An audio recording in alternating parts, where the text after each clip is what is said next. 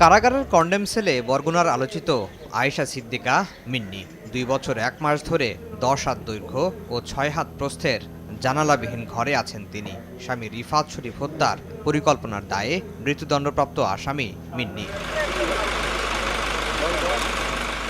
স্বামী হত্যার প্রধান সাক্ষী থেকে আসামি হওয়া মিন্নির বাসস্থান এখন গাজীপুরের কাশিমপুর মহিলা কারাগার। সপ্তাহে একদিন পরিবারের সঙ্গে ৫ মিনিট করে মোবাইলে কথা বলার সুযোগ আছে তার। অন্য আসামিরা সেলের বাইরে যেতে পারলেও মৃত্যুদণ্ডের আসামিরা দিন-রাত ২৪ ঘন্টা তাদের থাকতে হয় কন্ডেম সেলে ও বারান্দায়।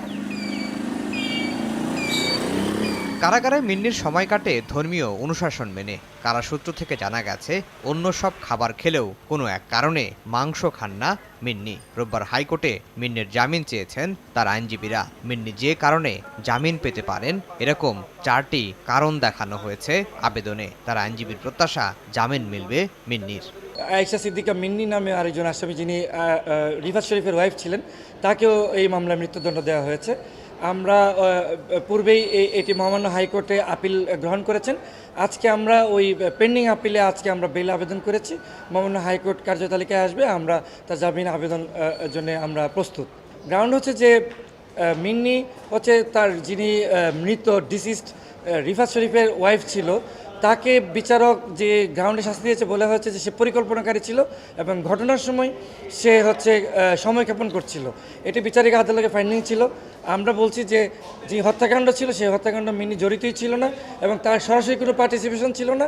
এই কারণে সে এই মুহূর্তে জামিন পেতে পারে এবং জামিন পাওয়ার হকদার, এবং ভবিষ্যতে সে আশা করি আমরা এই মামলা থেকে সে নিঃশর্ত খালাস পাবে। ২ বছর আগে কয়েদির পোশাক পরা একটি ছবি সামাজিক যোগাযোগ মাধ্যমে ভাইরাল হয়।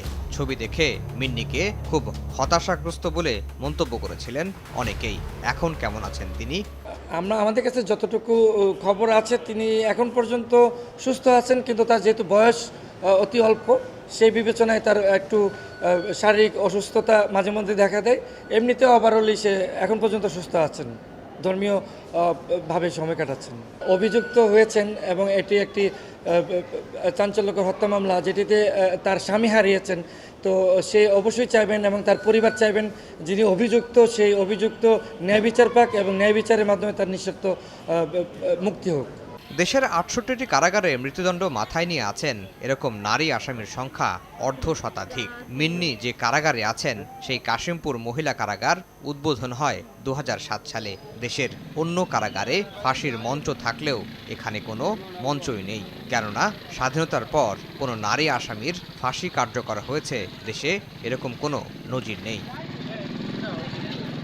আফজাল হোসেন, সময় সংবাদ, ঢাকা।